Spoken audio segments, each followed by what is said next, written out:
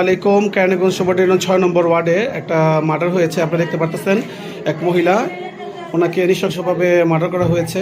এটা তার দৃশ্য দেখা যাচ্ছে। প্রিয় দর্শক, আজকে আমরা শুনবো এই ভাইয়ের মুখে যে মূল বিষয়টা কি কারণে হয়েছে। এখন আমরা এক ভাইয়ের মতামত হচ্ছে এখানকার।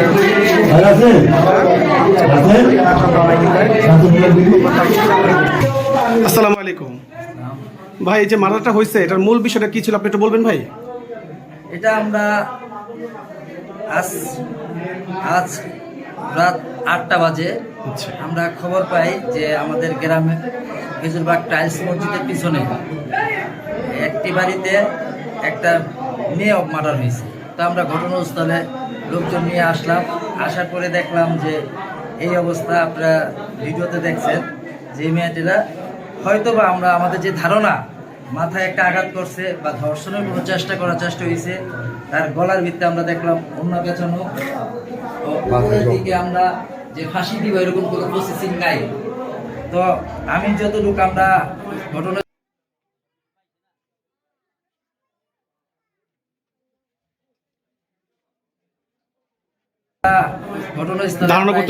জানতে পারলাম যে একটি ছেলে তাদের মার্ডার করার পরে, হত্যা করার পরে ওই ছেলেটি বরকা পড়া এই বাড়ির থেকে বরকা পড়া বের হয়েছে।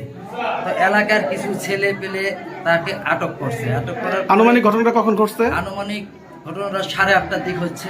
8:30টার দিক সকাল না না গতকালকে রাত্রে, আজকে রাত্র 8:30 বাজে আপনার এই ঘটনা ঘটছে।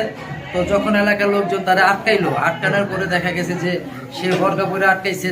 এলাকার লোকজন বলছে তুমি কোথায় গেছো। তো এক পর্যায়ে সে স্বীকারও করছে যে আমি এখানে চুরি করতে ঢুকছি। তো চুরি করতে ঢুকছে। এলাকার পোলাপান মায়ের দূর করছে ওই ছেলেটারে। মায়ের দূর করার পরে এক পর্যায়ে ওই ছেলেটা ছেড়ে দিছে।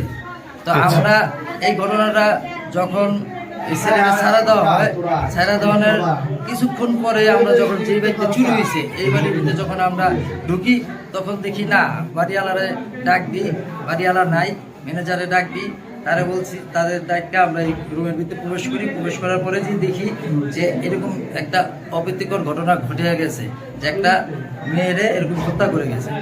এখন আমরা আরো অনুসন্ধান করার পরে আমরা জানতে পারি যে হত্যাকাণ্ড ঘটেছে সেই হত্যাকাণ্ডটা তার নিজের দেওর, তার ছোট ভাইয়ের স্ত্রী, তার ছোট ভাইয়ের স্ত্রীরে সে এভাবে হত্যা করে গেছে।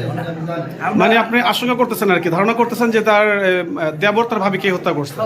এবং যে ছেলেটাকে ধরছে, যারা বরকাপুরে যে ছেলেটা ধরছে ওই ছেলেটা আপনার এই মেয়েটারে হত্যা করছে। এইটা আমরা কনফার্ম এই কারণে যে এই হত্যার আগে এই ক্রমের থেকে ওই ছেলেটাই বের হয়েছে।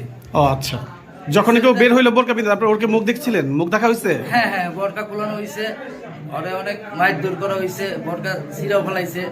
তো এক পর্যায়ে ও বলতেছে যে ভাই আমি চুরি করতে ঢুকছিলাম, তো আমি এখন তো আমি এই ঘরে কিছুই নেই। আপনি একটু দেখেন এই ঘরে চুরি করার মতন কোনো প্রসেসিং আছে কিনা বা ডাকাতি করার মতন কোনো জিনিস আছে কিনা এই জায়গায়, এমন কোনো বিষয় আমরা একটা প্রাথমিক বিছনা দেখছি, একটা খাটও নাই, কোনো আসবাবপত্র নাই। তা আমরা এটা বুঝতে পারতাছি যে এটা সুপরিকল্পিতভাবে একটা হত্যা, এবং যে সময় মেয়েটা বাসায় একা থাকবো সেই সময় ওর অনুপ্রবেশ ঘটেছে। আচ্ছা, যে সময় এই ফ্ল্যাটটা খালি আছে সেই সময় ওই এখানে ঢুকছে। তো আমরা এইভাবে বুঝতে পারি যে এটা পরিকল্পিত একটা হত্যা।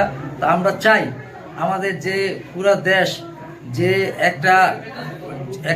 একটা বাহিনী যে অরাজকতা সৃষ্টি করার চেষ্টায় আছে, যে ভালো মানুষ হোক আর খারাপ মানুষ হোক হত্যা হলেই চলবে, যে একটা দেশকে উশৃঙ্খল বা একটা দেশকে বিপদগামীর ভিতরে ঠেলা দেওয়ার জন্য আমাদের যে সাবেক যে স্বৈরাচার